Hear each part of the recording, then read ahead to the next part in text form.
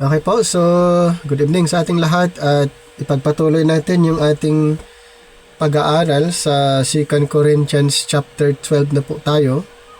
So alamin natin ang mga iba pang issue na inaayos ni Apostol Pablo dito po sa 2 Corinthians chapter 12.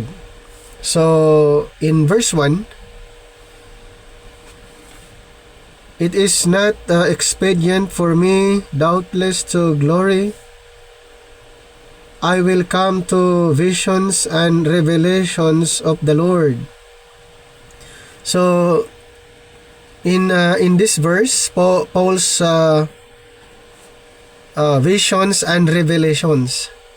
So, ayon sa kanya, sabi niya that boasting is not profitable, yet he speaks about visions and revelations of the Lord. So dito po sa verse 1 makikita natin na mayroong tinatawag na visions and revelations of the Lord. So God can reveal truth to His servants, but spiritual experiences are not the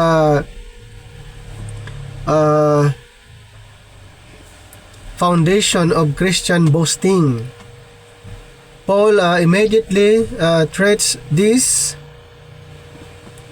experiences with caution. So Christianity is founded on God's revealed truth, not on someone's claim for extraordinary spiritual experiences. Mayroon pong mga narinig po tayo na mayroong revelation sa kanila, pero hindi po yan ang tinutukoy ni Apostol Pablo. Yung tinanggap ni Pablo na revelation, ito po ay patungkol sa programa po natin under this present dispensation. Ibig sabihin po, sa kanya ipinagkatiwala ang mahiwagang programa, the dispensation of the grace of God. So hindi po katulad ng mga claims ng karamihan ngayon na mayroon daw silang tinanggap na revelation mula sa ating Panginoon. So yan po ay mga claims lang po na wala pong katotohanan. Bakit po natin masasabi na yun po ay walang katotohanan? Ang rason po, dahil si Pablo ang pinakahuling pinagkatiwalaan. Siya ang tao na pinili ng Panginoon upang ipahayag or ilathala or revealed ang isang mahiwagang programa at wala na pong iba. So may mga claims, tandaan po natin, hindi po totoo yung mga nagsasabi na mayroon silang extraordinary spiritual experiences. Yung tinanggap ni Apostol Pablo na revelation, yun po ay totoo at recorded sa scripture. Yung mga nagpatotoo ngayon ay hindi po recorded. Ito po ay base lamang sa kanilang claims. So a genuine spiritual experience does not make a person spiritually superior to others. So yun po yung lesson na matutunan po natin dito. A genuine spiritual experience does not make a person spiritually superior to others. Kaya kung makikita niyo po, even Apostle Paul ay hindi niya ipinagmamalaki na mas superior siya kumpara sa ibang mga believers. So wala po siyang ganong klaseng character. in verse 2, I knew a man in Christ above 14 years ago, whether in the body I cannot tell, or whether out of the body I cannot tell. God knoweth, such an one caught up to the third heaven. So Paul, actually dito po ay na-mention yung the man caught up to the third heaven. So Paul speaks of a man in Christ who was caught up to the third heaven. He says he does not know whether this happened bodily or apart from the body. So yun yung sinabi ni Apostle Paul. Hindi sinabi na siya yun. Sinabi lang niya na mayroon siyang alam. Sabi niya na a man in Christ who was caught up to the third heaven. At sabi pa niya, he does not know whether this happened bodily or apart from the body. So the passage teaches that reality, or the reality of the heavenly realm, and God's ability to grant extraordinary experiences. So the third heaven is commonly understood as the highest heavenly realm, the dwelling place of God. So Paul's uncertainty about the physical details is significant. The emphasis is not on explaining heaven's mechanics, but on God's greatness. So yun po yung pinaka-idea dito po sa sinasabing third heaven or the highest heavenly realm. So ito po ay patungkol, ang pinaka-idea po dito na makikita natin ay it talks about the gods or the greatness of God. Bakit po? Kasi ang heaven ay isa sa mga na-emphasize na ito po ay the dwelling place of God. And then sa verse 3, and I knew such a man, sabi pa niya, I knew such a man, whether in the body or out of the body, I cannot tell, God knoweth. Ayan po yung sa verse 3, Paul repeats his uncertainty. Paul again says that he does not know whether the experience occurred in the body or outside the body. Now, the biblical faith does not require believers to know things that God has not fully revealed. So, yun po yung idea kung bakit sinasabi niya dito sa verse 3, and I knew such a man, whether in the body or out of the body, I cannot tell. God knows. Bakit po? Dahil hindi pa fully revealed yung dapat na malaman. So yun pong isa sa mga sinabi ni Apostol Pablo. Paul himself refuses to speculate beyond what he knows. Wala siyang hindi siya yung tao na nag-speculate base doon sa kanyang pagkakalam. Hindi niya sinabi yun. Wala siyang binanggit or anumang speculation, kasi nga nakadepende lang siya sa inirevealed or inilathala, ipinahayag, ibinigay ng Panginoon sa kanya.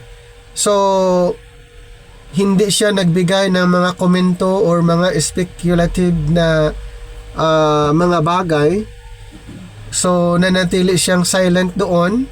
Silent siya sa mga na-observe niya dahil hindi siya sure. Okay? Kaya ganun po yung kanyang ginawa. Hindi siya nagbigay ng mga speculation. Now, we should distinguish between biblical revelation and human speculation. So, yun po yung gusto niya na ma-introduce sa atin o sa mga tinuturuan niya, instead of speculation, human speculation, ang gusto niya na maiparating sa mga believers, followers, ay yung revelation. Kaya sabi niya, and I knew such a man, whether in the body or out of the body, I cannot tell. God knoweth. Ang Panginoon lang nakakaalam.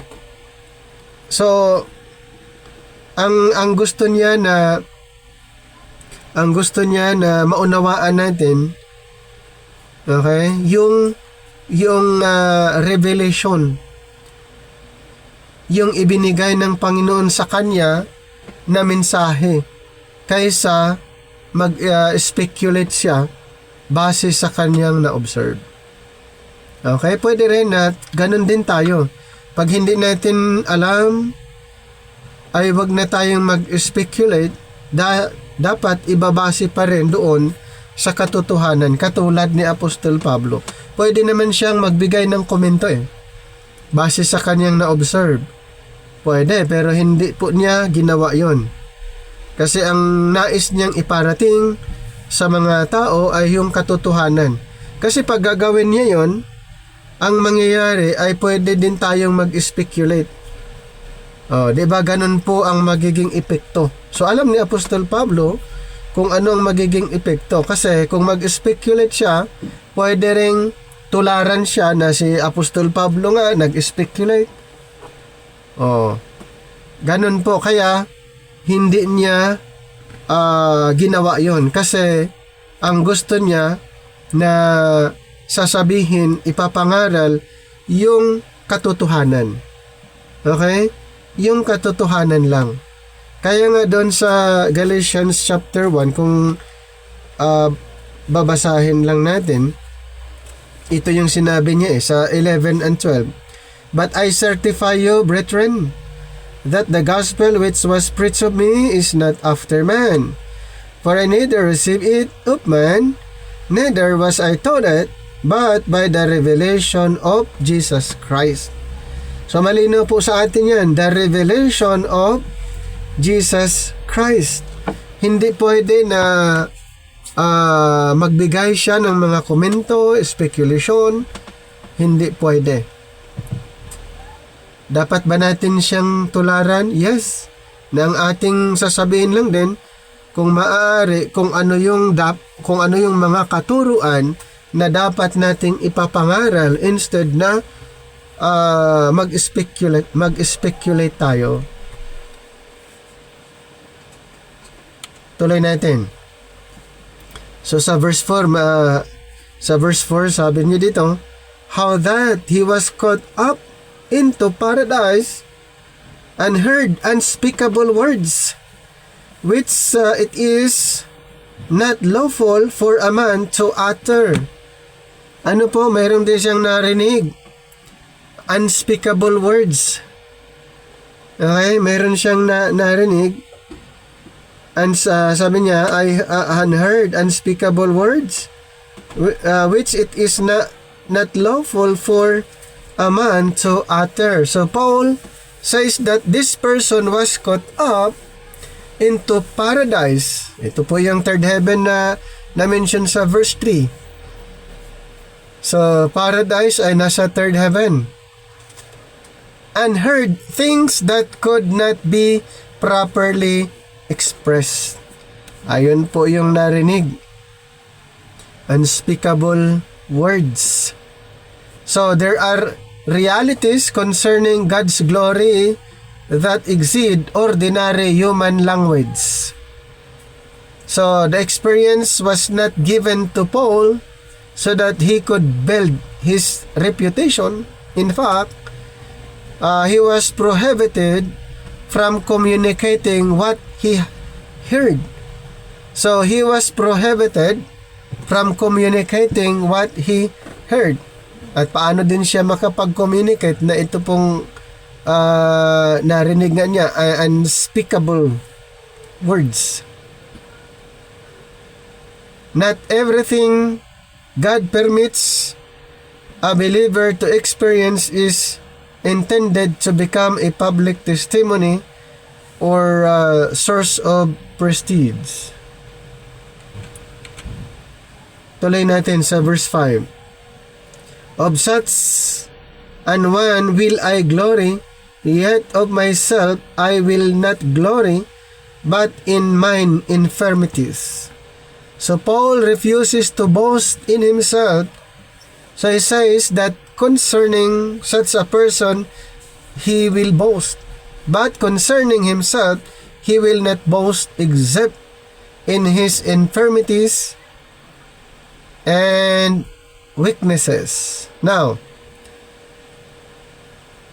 Paul deliberately redirects the attention away from supernatural experiences and toward his weaknesses. So this is a major Pauline doctrine. So God's grace, not human achievement, is the basis for Christian boasting. So kung mayroon tayong pwedeng ipagmamalaki, yung grace ng Panginoon, yung ginawa niya mismo sa cross, yung kanyang finished work. Compare this with Paul's teaching elsewhere that salvation is not something in which human beings can boast. Kaya nga sa Ephesians chapter 2, 8 and 9, na hindi po natin, wala tayong pwedeng ipagmalaki kung ang kaligtasan ay work ng Panginoon, hindi sa sarili natin. Kung sa sarili natin ang basihan para tayo maligtas, ang tao ay pwedeng magmalaki. Pero hindi nga po. Ang salvation natin totally by God's grace. Kaya ang pwede nating ipagmayabang, ipagmalaki ay ang Panginoon, yung ginawa niya para sa atin.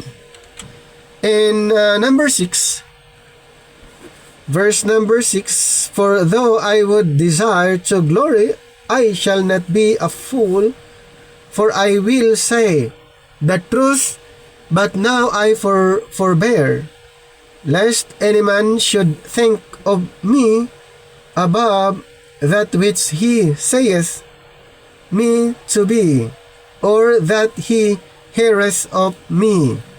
So, according to Paul, actually, he refuses to exaggerate. He says that even if he wanted to boast, he would not be a fool, because he would be telling the truth. Nevertheless, he refuses to boast excessively because he does not want people to think more highly of him than what they actually see and hear. Doon natin makikita yung character ni Apostle Paul. Kaya hindi niya inexaggerate kung ano yung mga na-experience niya. Hindi niya ginawa yon dahil probably pwede siyang pwedeng iba ang epekto doon sa mga listener, na pwede siyang magmalaki o magmayabang or ma-misinterpret yung kanyang sinasabi, kaya hindi po niya ginawa yon. So he refuses to exaggerate. So Paul is concerned about maintaining an accurate estimation of himself. So true Christian leadership does not manufacture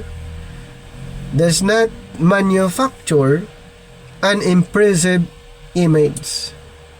Kaya mapapansin nyo, pwede, dahil sa kanyang experience, pwede niyang exaggerate yung situation base sa kanyang na-observe, pero hindi niya ginawa yon.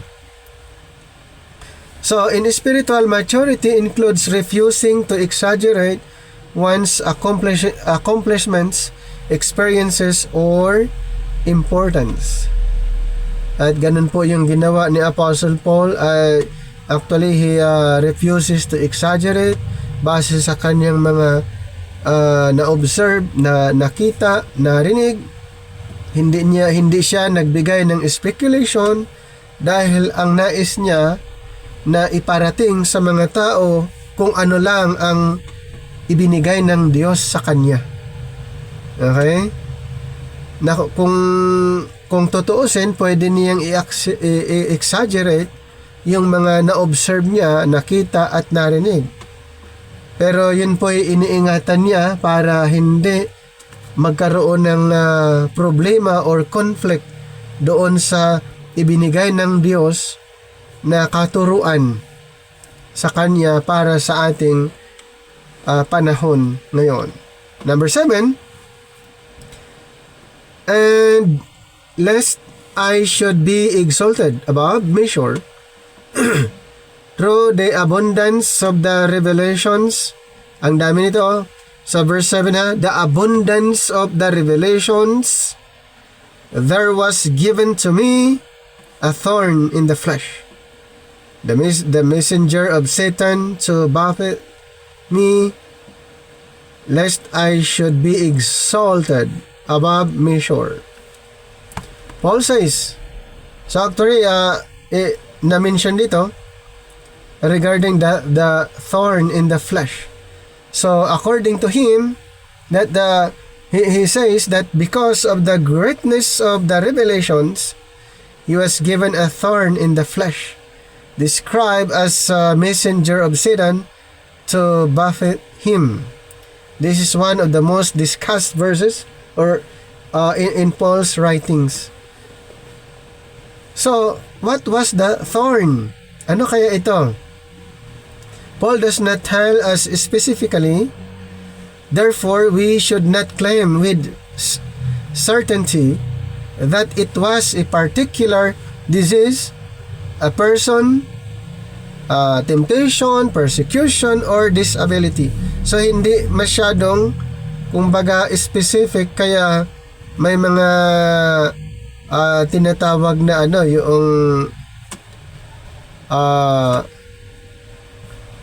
yung assumption or speculation dito, ano yung thorn. O pwedeng sakit yung thorn in the flesh, pwede ring tao, o yung mga workers ni Satan dito sa chapter 11 ng 2 Corinthians sa 13 to 15.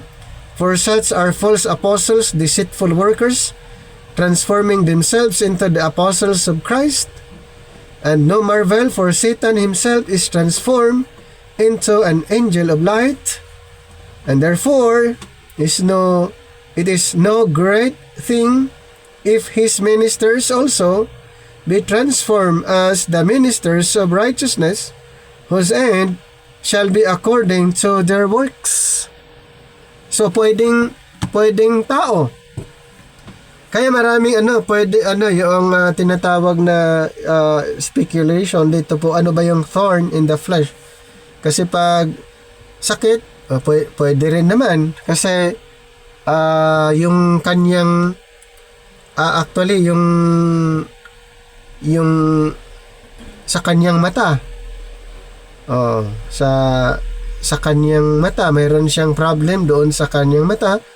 Pwede rin yung tao, yung binasa natin na tinatawag messengers of Satan. Messengers of Satan, yung mga opposition, yung mga hindi naniniwala sa kanya, yung mga nag-accuse, naninira sa kanya, pwede rin. Temptation, pwede rin yung temptation, persecution, or disability. So what we know is it was painful. It humbled Paul. So Satan was involved in it. God sovereignly permitted it. It prevented Paul from becoming exalted because of his revelations. So may mga reason po Baka kaya ito'y na-experience niya dahil pwede niyang ipagmayabang probably sa kanyang sarili dahil doon sa mga revelation. So marami po na mga tinatawag na idea, okay, tungkol po dito sa tinatawag na thorn in the flesh. Pero may maraming mababasa doon sa mga opposition, doon sa mga tinatawag na messenger of Satan. May mga mababasa lang doon na kung tutuusin mas matimbang doon sa kaniyang mission, yung mga tinatawag na messenger of Satan. So Satan is described as immediate agent. So the experience occurs under God's sovereign purpose. So this demonstrates an important biblical truth. God can use suffering for sanctification even when Satan intends harm. Now, in verse number 8, "For this thing I besought the Lord thrice, that it might depart from me." So yun po yung yun yung sitwasyon dito sa verse 8. Paul prayed 3 times. So it says that he pleaded with the Lord 3 times that the thorn would depart from him. So talagang yung matindi itong na-experience niya, kasi talagang nihingi niya sa Panginoon, pinalangin niya sa Panginoon 3 times na kung maaari ay mawala sa kanya yun. So Paul was an apostle, yet he prayed repeatedly for relief, and this shows that asking God to remove suffering is not a lack of faith. Paul did not say, "Because I have faith, I will never experience suffering." So hindi, kasi wala namang exemption, di ba? Even Apostle Paul experience dito po sa mga yung suffering na na-mention niya, na request niya, hiling niya sa Panginoon na alisin sa kanya yon. Okay? Instead, he brought his suffering honestly before God. So faith does not mean refusing to ask God for deliverance. Faith means trusting God with the answer. So yun po yung request niya, na kung maaari ay mawala sa kanya yon, yung thorn in the flesh, 3 times. Pero sa verse 9, ito yung sagot ng Panginoon. Verse 9, "And he said unto me, My grace is sufficient for thee, for my strength is made perfect in weakness. Most gladly, therefore, will I rather glory in my infirmities, that the power of Christ may rest upon me." This is the theological center of the chapter. Christ's answer to Paul was, "My grace is sufficient for thee, for my strength is made perfect in weakness." So Paul wanted that thorn removed. Christ instead promised sufficient grace. Kaya sabi niya, God's grace is sufficient even when God does not remove the difficulty. So yun yung sagot ng Panginoon. May sagot ang Panginoon. Sabi niya, "My grace is sufficient."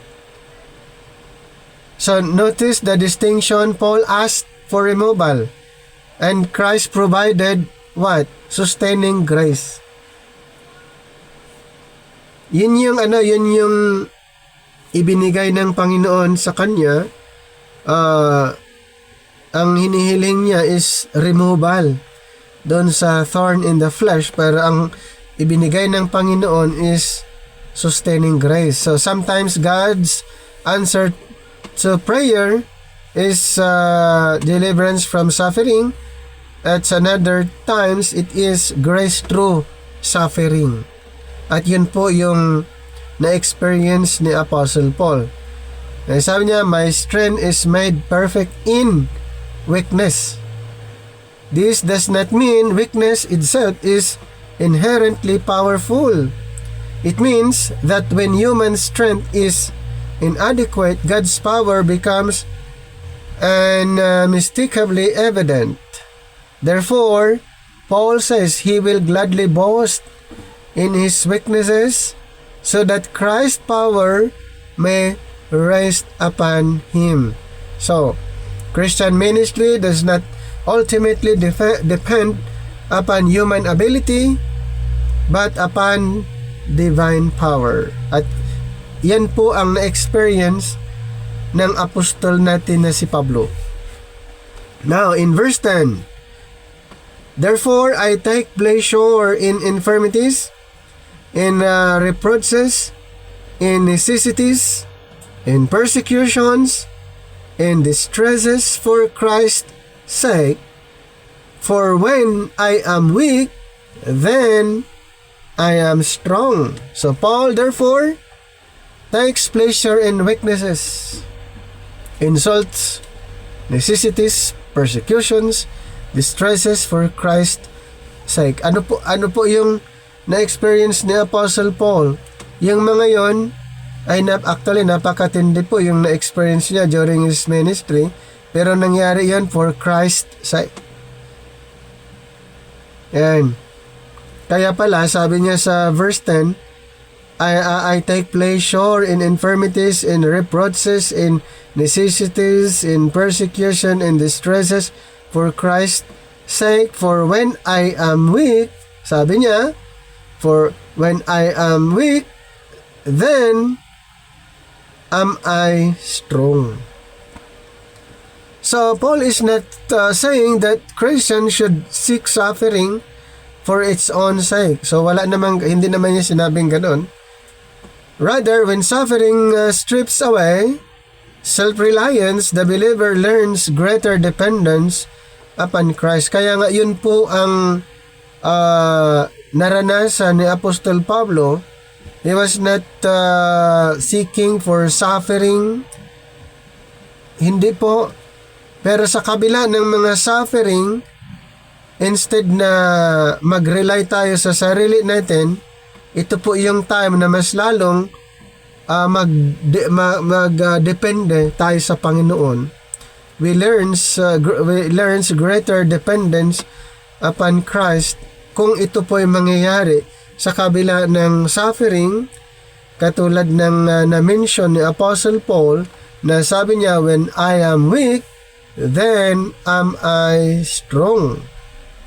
This Christian's true strength is not self-sufficiency, but Christ's sufficiency. Next, verse 11. I am become a fool in glorying. Ye have compelled me, for I ought to have been commended of you. For in nothing am I behind the very chiefest apostles, though I be nothing. So, Paul defends his apostleship. Dinipinsan po niya yung kanyang pagiging apostol, and he says that he has become foolish because the Corinthians forced him into defending himself. Actually, yung ang pinaka inadresan niya dito yung mga taga-Korinto eh. Bakit? He forced him into defending himself. So, Apostle Paul defending his apostleship during his time nung nandun siya sa Corinth, and they should have commended him because he was not inferior to the so-called chiefest apostles. So, through apostleship, Paul's authority did not come from popularity or impressive appearance. It came from Christ's calling and the evidence of his apostolic ministry. Kaya nga, itong mga taga-Corinthians ay Gusto nila na subukan itong si Pablo kung talagang totoo siyang apostol dahil hindi siya talaga kilala na ganon. Okay? Hindi siya kilala na talagang ministro ng Panginoon kumpara doon sa mga apostol. Itong si Pablo, kaya itong mga taga-Corinthians ay puinersa nila si Apostle Paul to defend himself as apostle. So the Corinthians had apparently been impressed by teachers who presented themselves as superior. Kasi nga may mga pumunta doon sa Corinth na ipinipresenta nila ang kanilang mga tinatawag na credential, ang kanilang galing at yung pagiging tinatawag na yung eloquent. So yun po yung doon na impress ang mga Corinthians. Ayan, so Paul exposes the danger of evaluating spiritual leaders according to worldly standards. Kaya ang sinabi ni Apostol Pablo naman sa mga pumuntang teachers sa Corinthian church ay sila'y nakabase lamang doon sa worldly standards, hindi sa Panginoon. At mostly ang tao doon nako-convince sa standard ng mundo natin. Okay? Mas madali silang maka-attract or makahikayat ng mga tao gamit yung worldly standards. Kung nangyari sa panahon ni Apostol Pablo, ay nangyayari din po sa panahon natin. Kaya ang daming mga credentials na required. Okay? So ganun po kasi yun na po yung naging standard. At yun ang nais ng mga Corinthian believers o mga taga-Corinto. At even Apostle Paul na apostol ng mga Hintel, maging siya ay sinusubukan din kung talagang siya ay apostol. Maging ang kanyang credibility ay kini-question. Kanyang credential ay kini-question. Kaya sinabi niya sa Galatians 1:11, dito nga sa verse 1 sabi niya, Paul, an apostle, not of man, neither by man, but by Jesus Christ, and God the Father, who raised him from the dead. Verse 11, but I certify you, brethren, that the gospel which was preached of me is not after man, for I neither received it of man, neither was I taught it, but by the revelation of Jesus Christ. So, sinabi niyo yun sa mga nagtatanong, sa mga sumusubok sa kanyang credibility. Dinipinsan niya ang kanyang pagiging apostol para sa mga Hintel. And then in verse 12, ito po ay patungkol sa isang senyalis ng pagiging totoong apostol. Ay sabi dito, truly, sabi niya, the signs of an apostle were wrought among you in all patience, in signs and wonders and mighty deeds. Sabi niya ni Pablo, the signs of an apostle, kasi di ba sa verse 11 kini-question nga yung pagiging apostol niya. Sa verse 12 sabi niya, the signs of an apostle were demonstrated among them with perseverance, signs, wonders, and mighty deeds. Maalala nyo, kaya pala si Apostle Paul ay mayroon din siyang kakayanan na mag-perform ng mga milagro kasi ito po yung signs isang senyales na siya apostol. May mga kaya niyang mag-perform ng healing, even raising the dead. Kaya din niya. Maalala niyo si Eutychus, nahulog. Okay, nahulog sa bintana habang siya nangangaral at namatay, at ito po ay nabuhay. At marami po siya ay nagpagaling. So, yan po yung mga senyales na siya ay apostol. Okay? Sabi niya, signs of an apostle were demonstrated among them with perseverance, signs, wonders, and mighty deeds. So, in the context of the early church, God authenticated Paul's apostolic ministry through supernatural signs as well as endurance in ministry. At yan po ay isa sa mga evidence na siya'y totoong apostol. Okay? Yun yung mga patutuo. May mga senyales inexplain ni Apostol Pablo dahil nga kini-question ang kanyang credibility bilang apostol. Matindi no, yung mga taga-Korinto. Meron ba kayong na-experience na ganon? Yung iba nag-claim na sila ay apostol. Dapat patunayan nila kung sila ay totoong apostol. Magkaroon ng signs and wonders. Dapat may mapansin kayo na may mga group of denomination na ang pakilala nila sa kanilang ministro ay apostol. So dapat kung sila ay apostol, totoong apostol, gagawin nila yung ginagawa ng totoong apostol. Signs and wonders, kasama yun. Mighty deeds. Lahat. Yung mga miracles.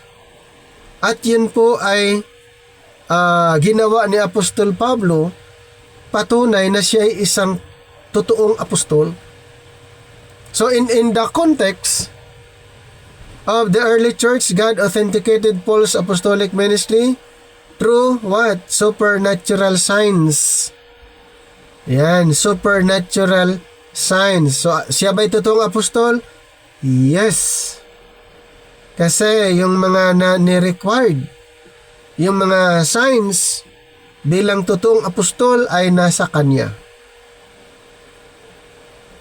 Diba?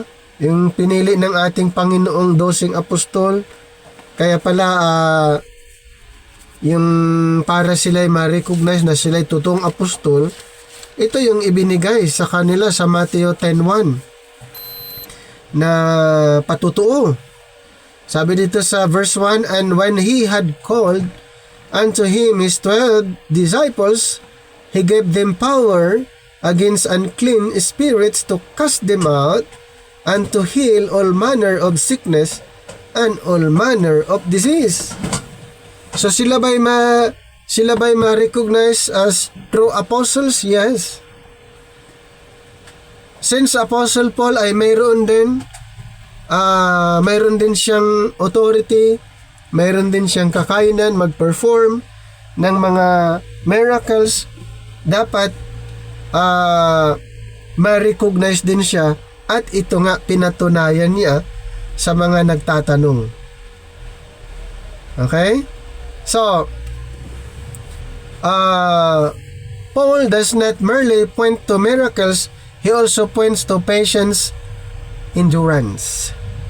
And this is important. Biblical ministry is not authenticated by spectacular experiences alone. So, hindi po ganon yung true experiences na patunayan na sila apostol dahil sa kanilang experiences. In verse 13, for what is it wherein ye were inferior to other churches, except it be that I myself was not burdensome to you? Forgive me this wrong. So Paul asked, kaya nagkaroon siya ng apologies. sarcastically. So he asked what disadvantage the Corinthians experience compared with other churches. Mga taga-Corinthians kasi mahilig silang mag-compare. Yung sa leadership ko, kumpara nila sa iba. At saka tungkol naman sa mga churches, kinukumpara din nila.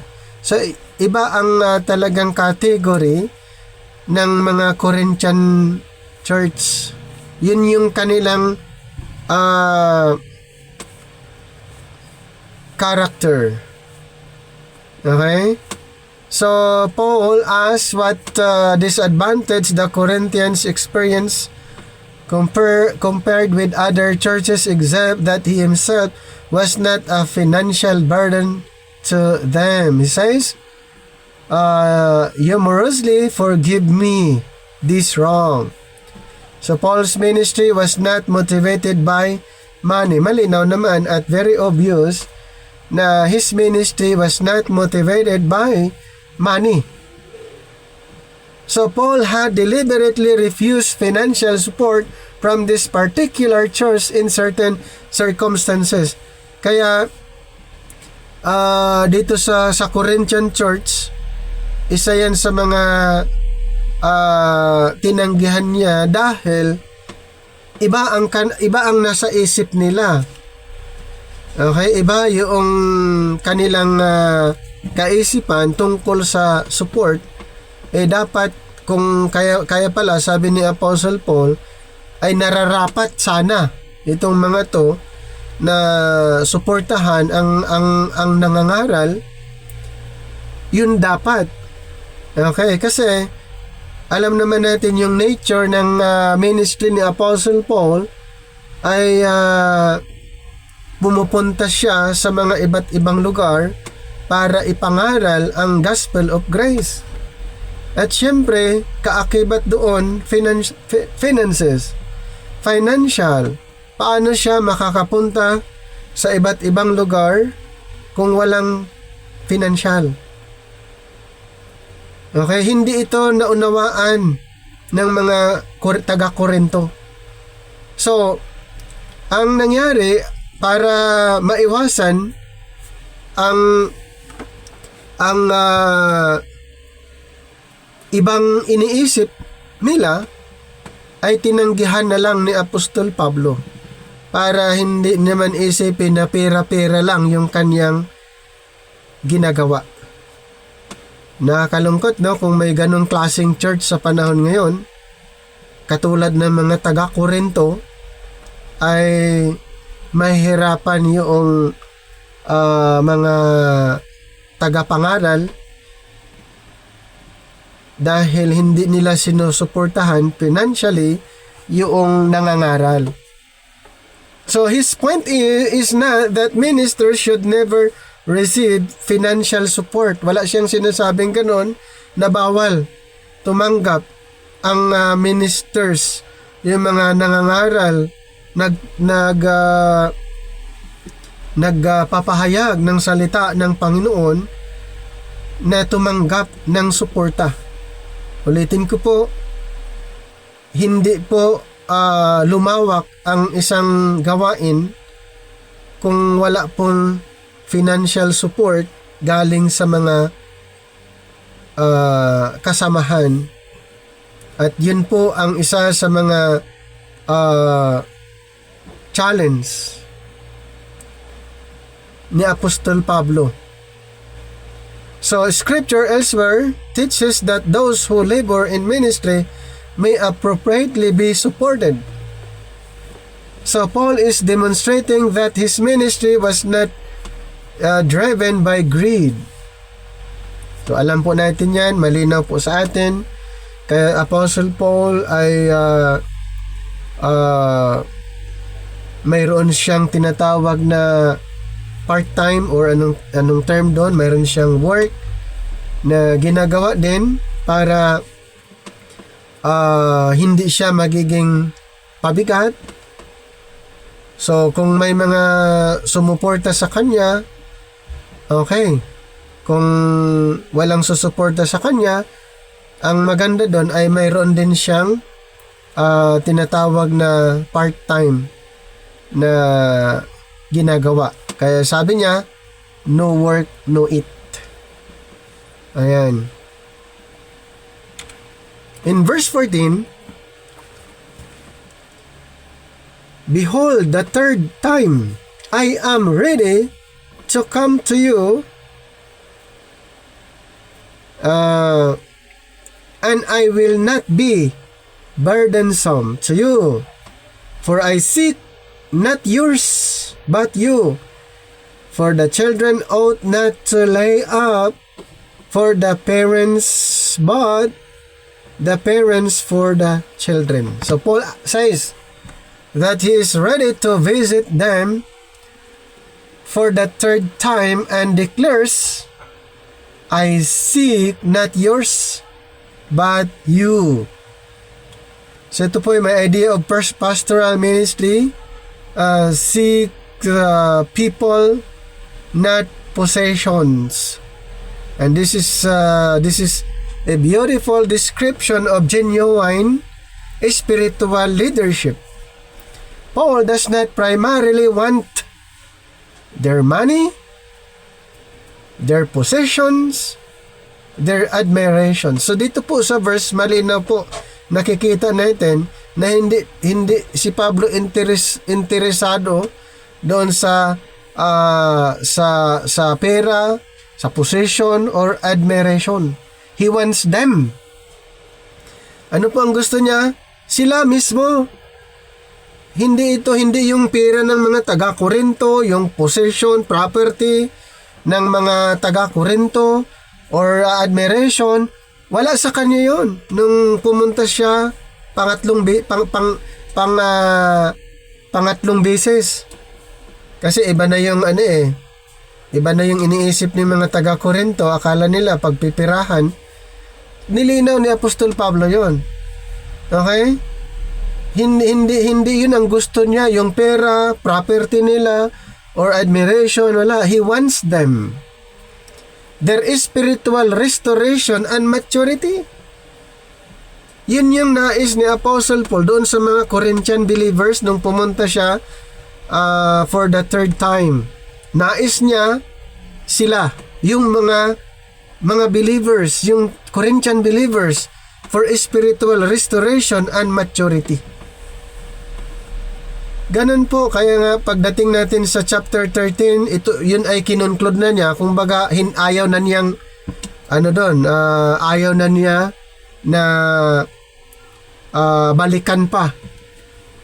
Sa chapter 13 later mapag-aralan natin yan. Kasi biro mo yun from 1 Corinthians chapter 1 halos problema, and then dito tayo ngayon sa 2 Corinthians problem pa rin. Doon sa Corinthian church ang pinaka-issue. Yung pinaka-issue doon na inaayos niya, ina-address niya, iba't ibang issue, bawat chapter, iba't ibang issue na ginagawa ng mga Corinthian believers. And ito ngayon sa chapter 12 verse 14, ang talagang point niya na sinabi niya, hindi ako pumunta para sa inyong pera, sa inyong mga property or even admiration. Ang nais niya po yung mga believers. He wants them. There is spiritual restoration and maturity. He then compares himself to a parent. Yun po yung naging yung comparison sa kanya na para siyang magulang who saves for the children rather than children saving for the parent.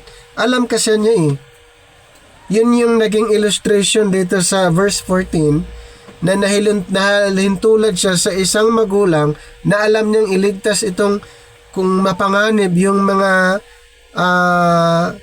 anak rather than children saving for the parents. Actually, yun po yung pinaka nais niya. Kasi alam niyang delikado dahil hindi nag-matured ang mga Corinthian believers. Nais niya na mag-matured Nais niya na ma-restore ang spiritual status ng mga taga-Korinto. So, genuine ministry is people-centered rather than profit-centered. Ito po take note. Kasi ang nangyari ngayon ay profit-centered instead na people-centered. Yung nais, okay? Na mag-matured sana ang mga tao, hindi yung kumita. Nakakalungkot po yung gano'n na tinitignan yung mga members kung paano sila kumita, pagkakitaan. Nakakalungkot po yung gano'n mga kapatid. Instead na dapat ang isang minister tinitignan paano mag-grow, maging founded yung mga believers, hindi yung paano nila pagkakitaan itong mga miyembro. Hindi po maganda yun mga kapatid. Pag ganun yung klase na kaisipan, paano pagkakitaan. Si Apostle Paul, hindi siya ganun. Kaya malinaw po sa kanyang patutuo po. Okay? Hindi niya sabi niya, hindi ko kailangan ang pera niyo, property, admiration. Ang kailangan ko kayo for your spiritual restoration and maturity. Number 15 tayo. Verse 15, and I will very gladly spend and be spent for you, though the more abundantly I love you, the less I be loved. So Paul says that he will be very gladly spend and be spent for them. Okay? So, sabi niya, even if their love for him is diminished, makikita natin dito yung sacrificial love ni Apostle Paul doon sa mga taga-Korinto. Paul's ministry resembles Christ's life's self-giving, and he is willing to expend his what? He is willing to expend his energy, his resources, his time, his strength, and even his life for the spiritual good of others. Dito po makita natin napakaganda po na ganun yung klaseng leadership ng isang tao. He is willing to expend his energy. Di ba? Kahit para lang doon sa mga members na matuto sila gusto niyang he's willing to expend his energy. Habang may lakas, parang ang point doon, habang may lakas, sige, para sila po ay matuto. Ganon si Apostle Paul. Kumbaga, alam niya na mayroong limitation lang ang buhay natin. Hindi tayo magtatagal sa mundong ibabaw. Habang may lakas, gagawin natin yung ministry. Kasi pag wala na tayong lakas, wala na. Nakahiga na tayo. Nag-iisip na lang. So habang mayroong lakas, gamitin natin para sa pangangaral, para sa ministry katulad ni Apostle Paul. And even his resources. Di ba? His resources. Kasi nga, tinanggihan niya yung support ng mga taga-Korinto dahil iba nga yung kanilang character dahil sila immature. So, nag-sacrifice siya sa sarili niya. His resources. Ano pa? His time. Di ba? Talagang ginamit niya yung oras niya. Strength, even his life. Kaya pala, may sinasabi niya, for me to live is Christ and to die is gain. Di ba? Kasi alam niya kung gaano kahalaga ang buhay natin at ang buhay ng mga pinangaralan. Kasi ganito yun Paano kung mamatay siya, hindi natuto itong mga tinuturuan niya, mga taga-Corinthians pa naman. Ang hirap pa, kumbaga, siguro kung tayo yung ano kayang klaseng strategy ang gagawin natin. Si Apostle Paul, lahat ng niya ay ginagawa niya para lumago itong mga Corinthian believers. Christian leadership is therefore fundamentally servanthood, not self-promotion. Okay? Not self-promotion. Yun po yung nakakalungkot ngayon ay self-promotion lang ang titindi ng mga titulo, bishop, at pagtawaging pastor, hindi pa lilingunin dahil bishop nga siya. Yung iba ay yun mga tinatawag na self-proclamation, self-promotion. Gusto nila tawaging bishop, tawaging propeta, tawaging apostol. Nako, mas magandang brother na lang ang tawag, mas maganda pa yon. Pero itong mga, doon mo malalaman na ito yung mga indication, mga kapatid, yung self-promotion, self-proclaim, yung nagpapatawag sila sa nila, titulo. Yun yung makikita mo na hindi talaga sila walang tinatag na servanthood. Hindi kailangan ang titulo. Okay? Ang kailangan dito yung totoong katuruan, totoong doktrina. Kahit kung tatawagin ka sa pangalan mo, or sister, brother, ang tawag sa'yo, wag na kayong maghangad pa na ganito dapat ang itawag nyo sa akin. Yun po ay self-promotion. Okay? Yun yung mga indication. So yun po yung wala sa atin yun. Tawagin tayo sa pangalan natin, okay lang. Go ahead. Kung anong tawag sa'yo, sister, brother, o kayo ay pastor sa organization, walang problema yun. Kasi ang mahalaga dito, yung turo Hindi yung titulo. Okay? Hindi yan ang issue dito. Self-promotion. Ganun po ang kailangan natin kasi sa panahon natin ngayon, nakakalungkot na karamihan ay yung gusto nila ng self-promotion. Okay? So hindi po ganoon dapat. Verse 16. Okay, verse 16, balik tayo sa 2 Corinthians 12. 16, but be it so, I did not burden you, nevertheless, being crafty, I caught you with guile. So, Paul actually anticipates their accusation. Alam na po natin yan.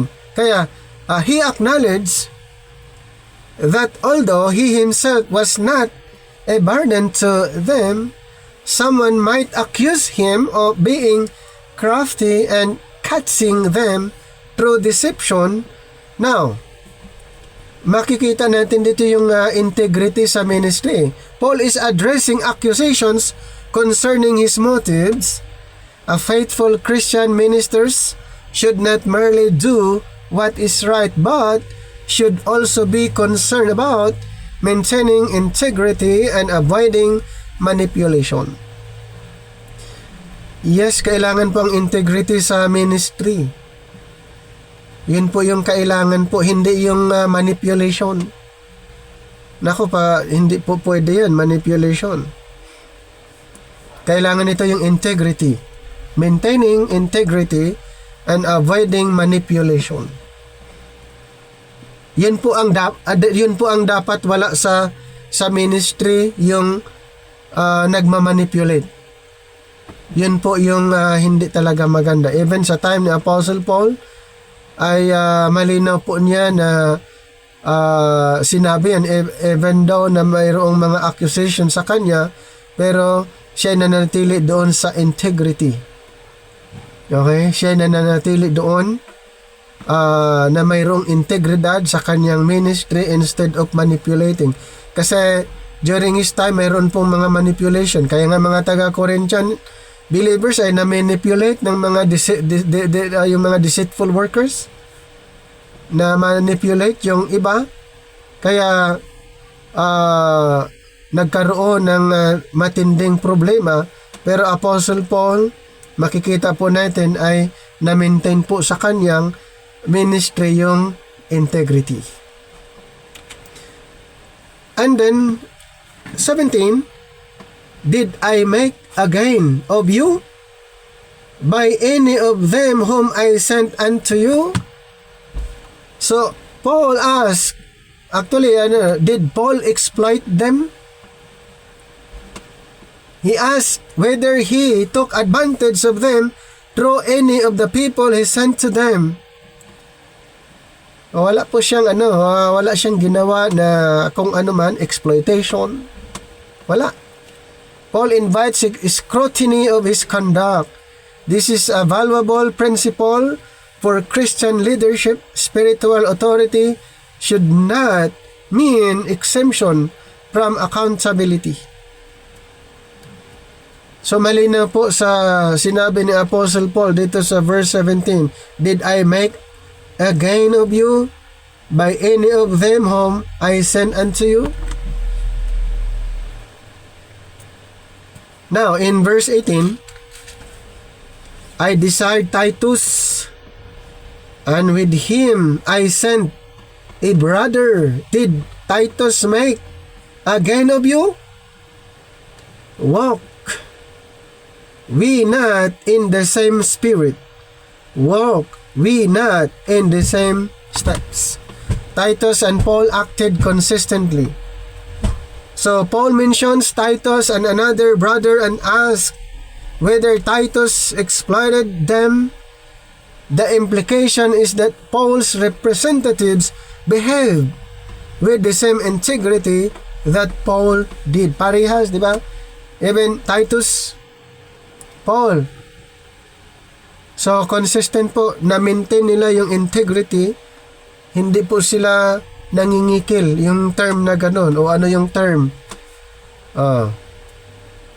Diba? Kung titignan natin yung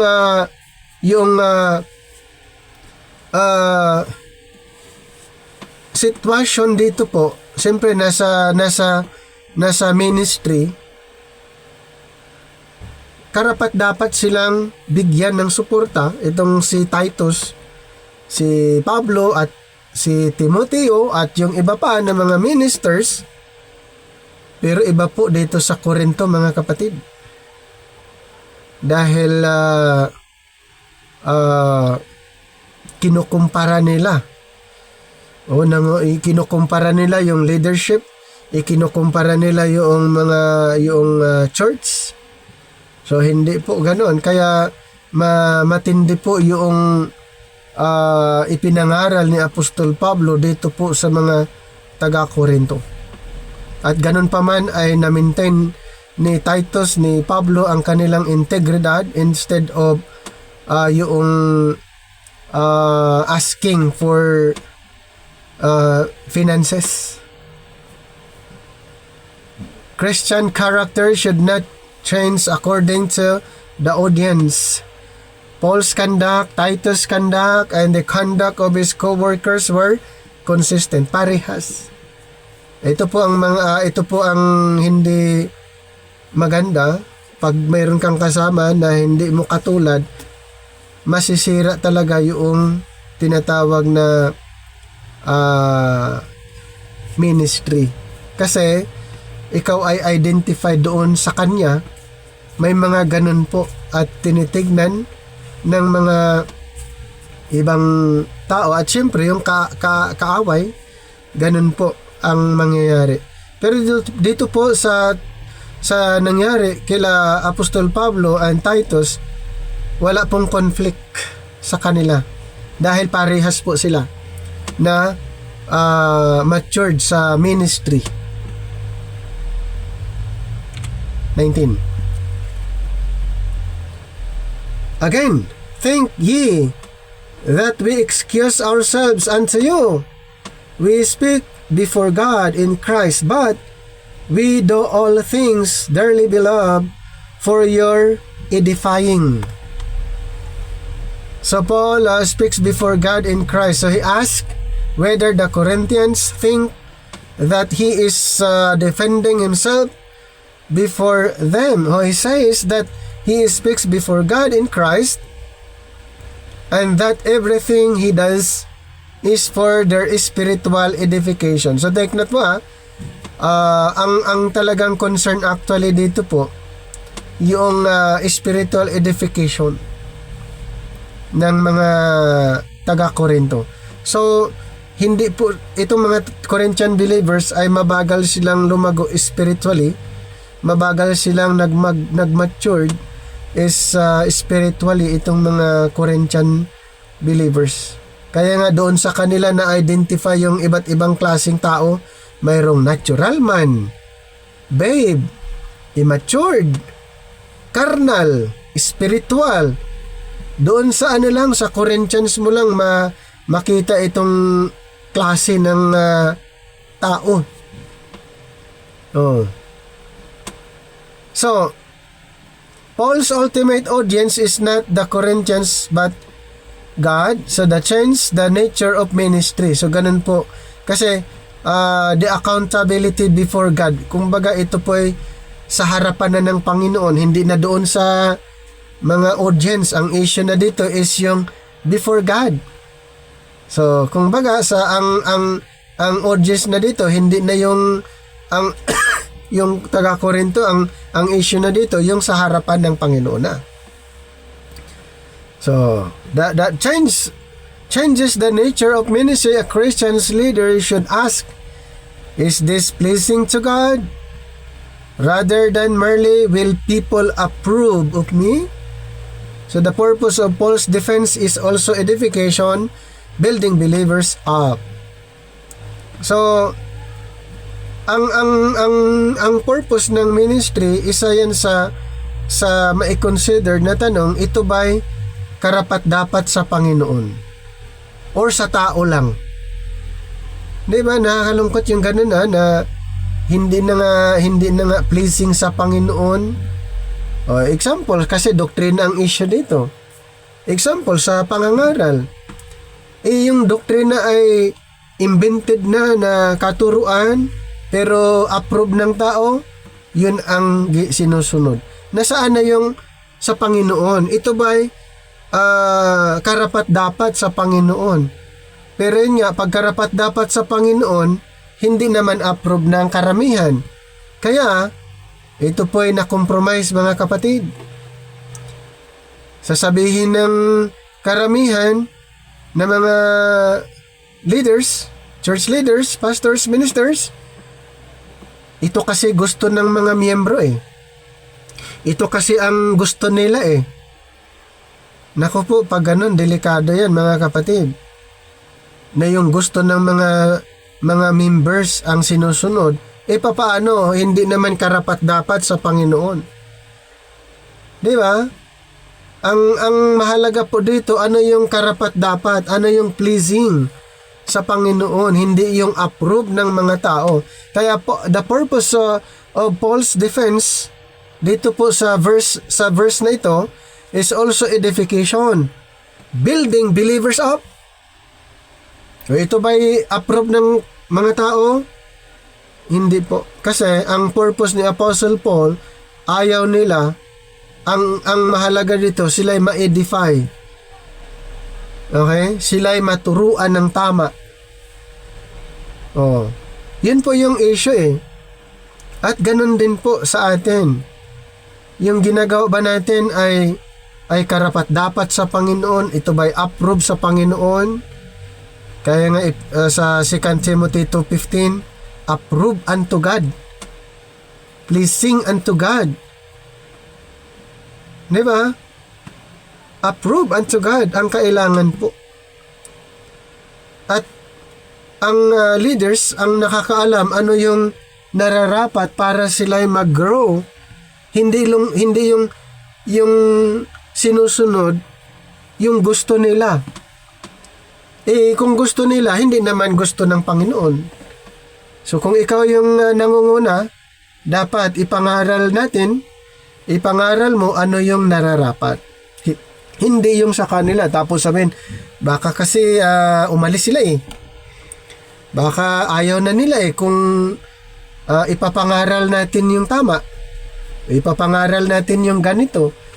Yan po yung fear ng karamihan kasi nasanay na ang mga members ang sinusunod. Dahil pag hindi nasusunod yung mga miyembro, si pastor ay tanggalin, paalisin, ganun po. Kaya yun yung takot. Kung kayo doon sa sitwasyon na ganun, ano ang inyong gagawin? Di ba? Compromise? O susundin yung tama? Yan yung malaking challenge. Okay? Kaya itong si Apostle Paul, hindi siya nagpa-control sa mga taga-Korinto kasi kung bibigyan siya ng suporta, pwede siyang kontrolin Alam niya yon. Kaya tinanggihan niya yon. Tinanggihan niya, baka dumating sa punto na siya kinokontrol ng mga taga-Korinto kung susuportahan siya. Kaya ang ginawa ni Pablo ay tinanggihan niya yon. At sinabi niya, hindi ako naparito dahil sa pera nyo, dahil sa mga property nyo. Yun yung naging senaryo sa kanya. Okay? So a Christian leader should ask, is this pleasing to God? Or approve unto God? Or rather than merely will people approve of me? So the purpose of Paul's defense is also edification, building believers up. Dito tayo sa verse 20.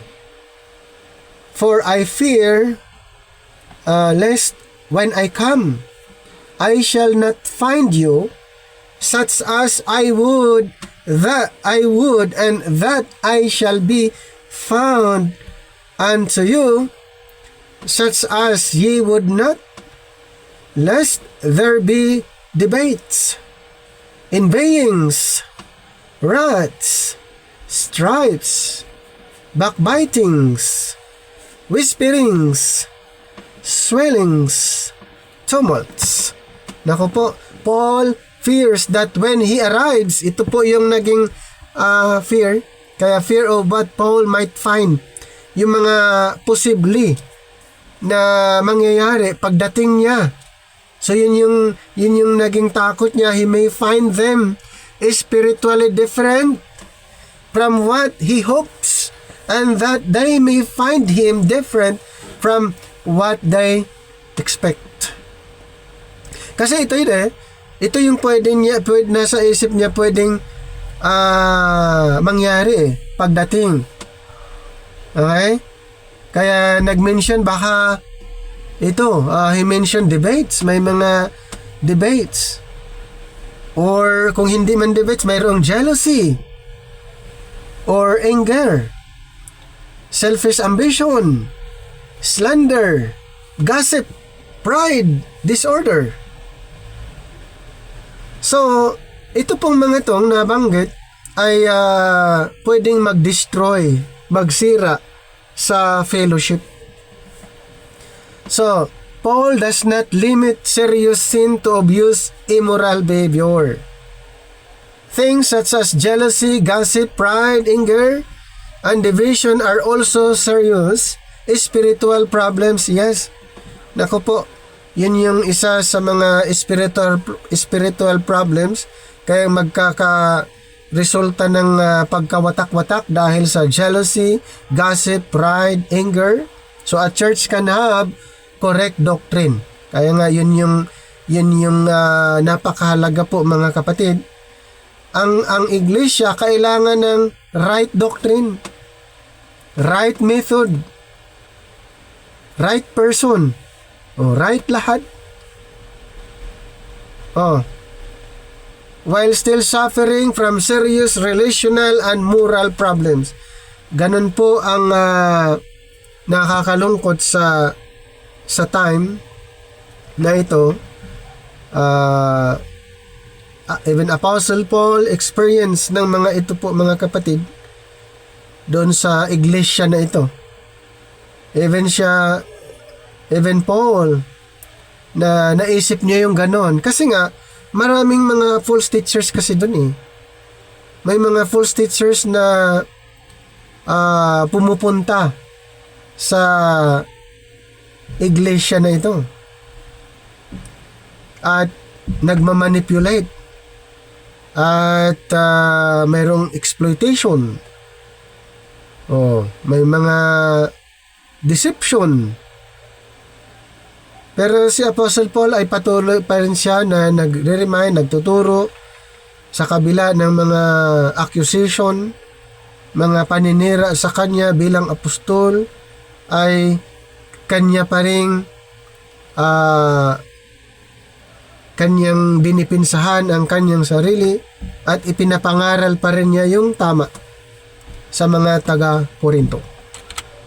Now, in verse 21, unless when I come again, sabi naman niya, babalik din ulit siya, my God will humble me among you, and that I shall be well many which have sinned already and have not repented of the uncleanness and fornication and lasciviousness which they have committed.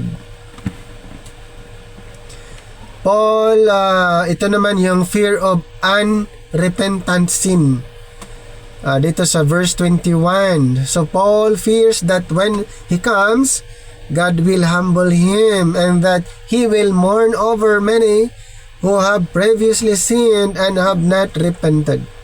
He specifically mentions sexual immorality and other impurity. So, repentance is essential in this verse na kailangan magbago sila ng kaisipan. Okay, mag-change of mind. Paul is not satisfied merely that believers profess Christianity. Kahit sabihin na siya ay believers, na nag-profess siya na siya ay mananampalataya. He expects repentance and transformed conduct. Kasi hindi enough na sasabihin na siya ay believer. Okay? Ang dapat makita ni Apostol Pablo dito sa mga taga-Korinto yung may nagbabago sila at mayroong transformation sa kanilang buhay. The gospel, the grace gospel, does not merely forgive sin, it calls sinners to turn from sin and walk in holiness. Kaya, nais ni Apostle Paul dito sa verse na ito, kahit anong gospel na ano doon, marinig, mapakinggan lang, pero hindi naman sila nagbago. So, nais niya na magbago, magkaroon ng transformation, at mamumuhay silang may kabanalan. Yun yung nais, kasi kahit marinig ilang beses yung gospel, kahit sa panahon ngayon kahit iparinig mong ilang beses yung gospel, walang transformation, wala din. Hindi pinaniniwalaan, wala din, di ba? So, may mga ilang major doctrines dito po sa 2 Corinthians 12. The central message is not that Christian will always have their problems removed. It is that Christ's grace is sufficient even when the problem remains. Number 2, God's power is displayed through human weakness. Paul's weakness becomes an opportunity for Christ's power to be demonstrated. Number 3, spiritual experiences do not justify pride. Paul experienced extraordinary revelations but regarded them as no reason for self-exaltation. Number 4, suffering can have sanctifying purpose. God can use painful circumstances to humble believers, deepen dependence, and accomplish His purposes. 5, prayer does not guarantee the answer we request. Paul prayed 3 times for the thorn to be removed. God answered him, but the answer was sufficient grace, not removal. Number 6, Christian ministry should be sacrificial. Paul's attitude was essentially, I am willing to spend myself for your spiritual good. 7. True Christian leadership is not about money or status. Paul's concern was, I see not yours, but you. Number 8. Change of mind and holiness matter. Paul expected professing Christian to turn away from persistent and repentant sin. 9. Christ is sufficient in weakness. So the chapter ultimately moves our attention away from Paul's ability and toward Christ's power.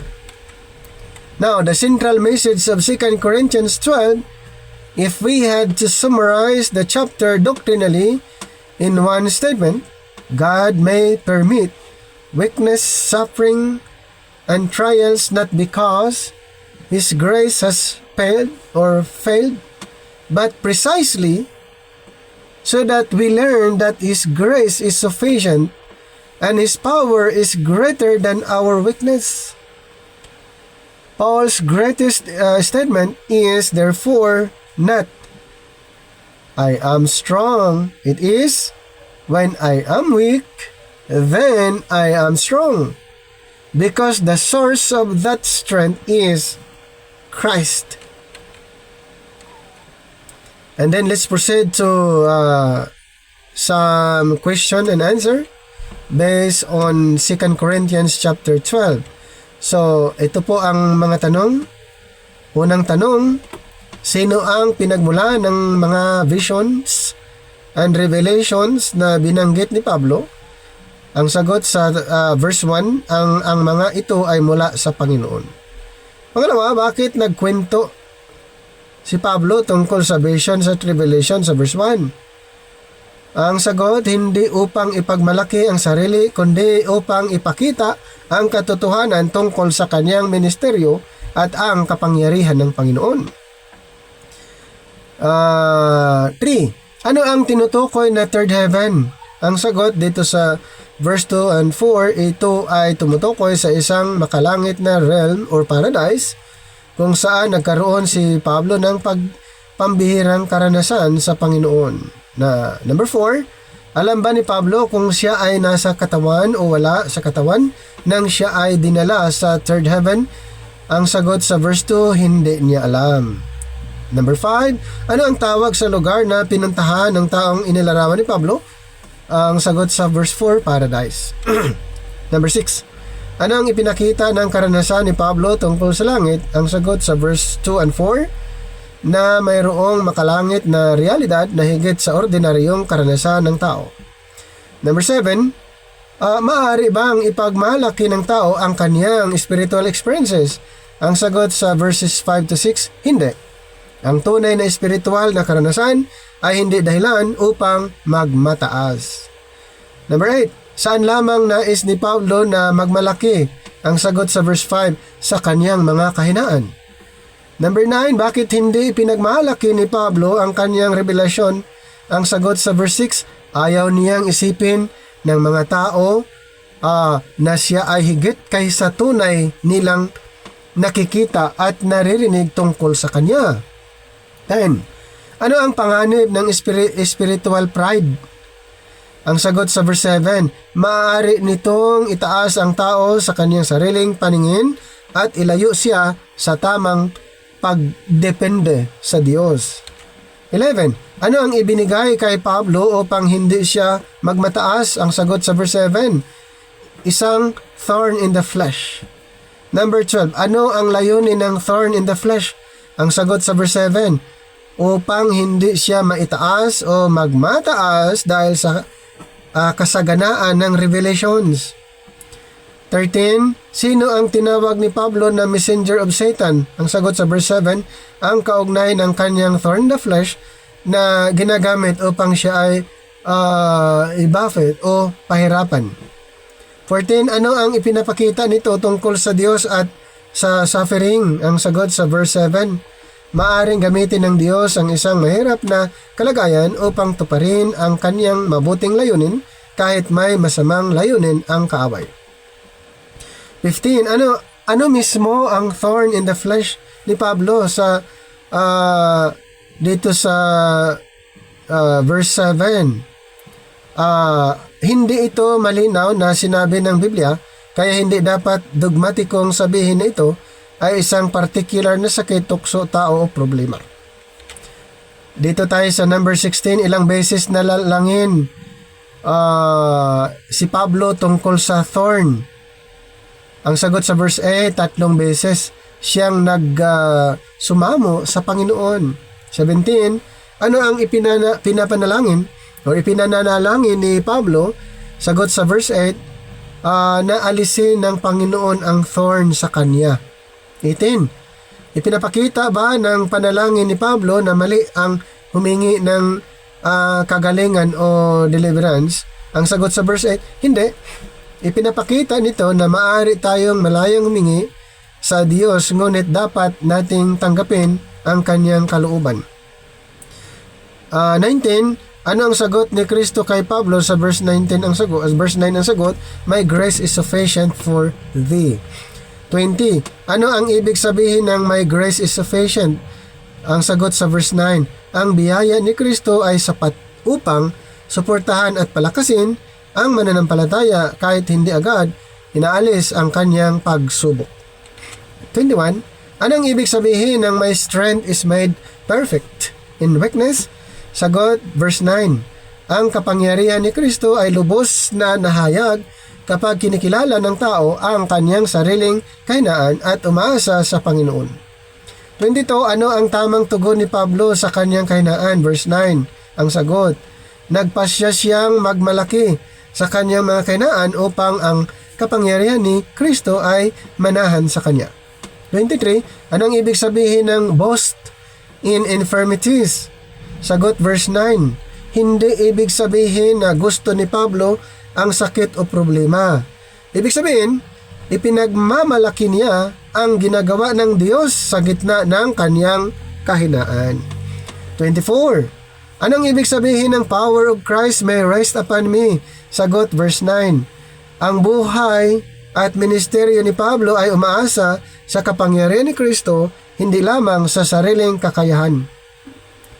25, ano ang mga bagay na tinanggap ni Pablo alang-alang kay Kristo? Ang sagot, verse 10, mga kahinaan, insults, necessities, persecutions at distresses. 26, bakit nagagalak si Pablo sa mga kahinaan? Sagot, verse 10, sapagkat sa kanyang kahinaan ay mas nakikita ang kapangyarihan ni Kristo. 27, ano ang ibig sabihin ng when I am weak, then am I strong?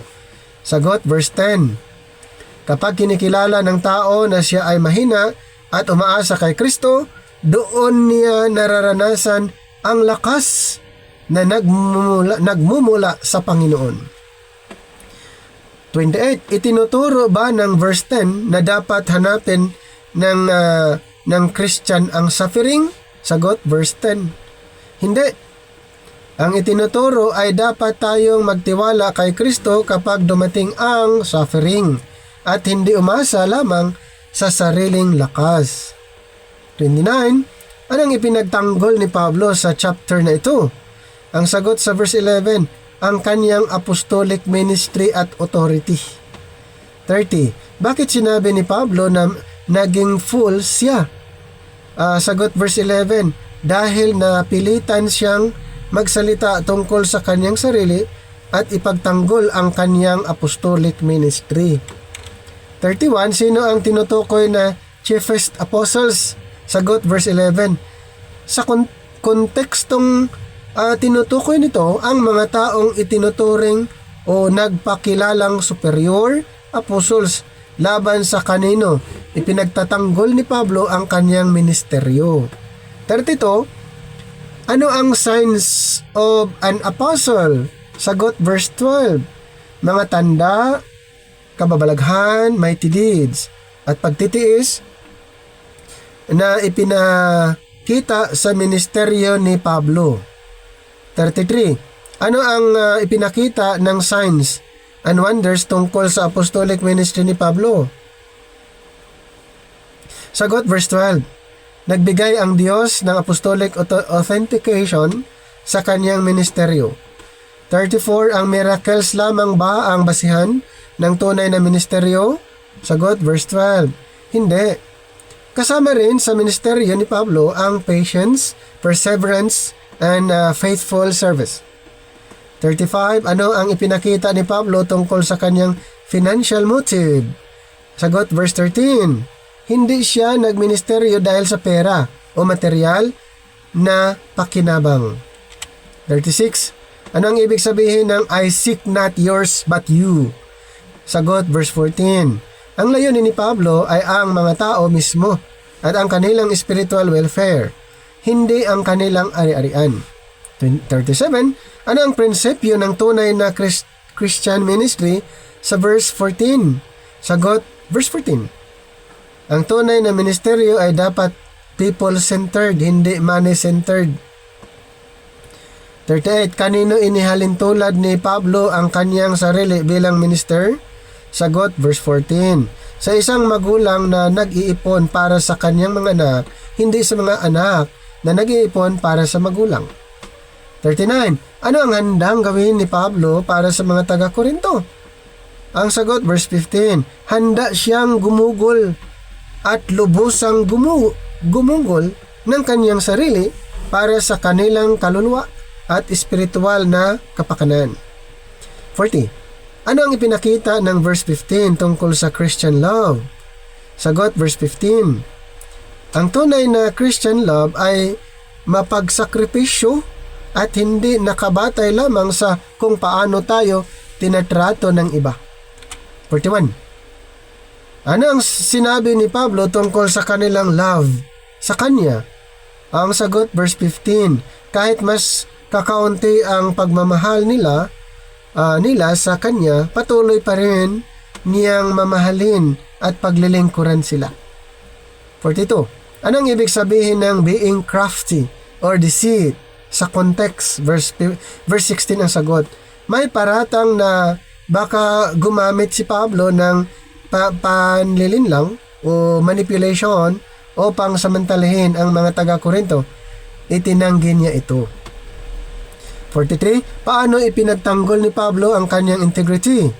Sagot, verses 17 to 18. Ipinakita niya na wala siyang sinamantala sa pamagitan ng mga taong isinugo niya.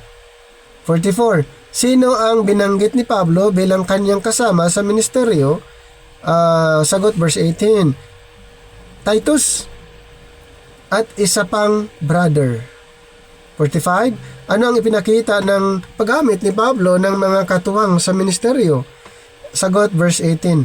Ang ministeryo ay hindi lamang individual work. Mayroong cooperation at accountability sa gawain ng Diyos. 46. Kanino talaga nagsasalita si Pablo sa kanyang pagtatanggol? Sagot, verse 19. Sinasabi niya na nagsasalita siya sa harapan ng Diyos kay Kristo.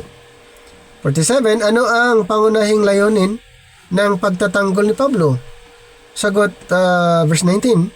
Ang kanilang edification o spiritual building up. 48. Anong mga kasalanan ang kinatatakutan ni Pablo na makita sa kanila? Sagot, verse 20. Mga pagtatalo, jealousy, wrath, selfish, ambition, backbiting, whispering, pride, at disorder. 49. Ano ang inaasahan ni Pablo sa mga nagkasala? Sagot, verse 21.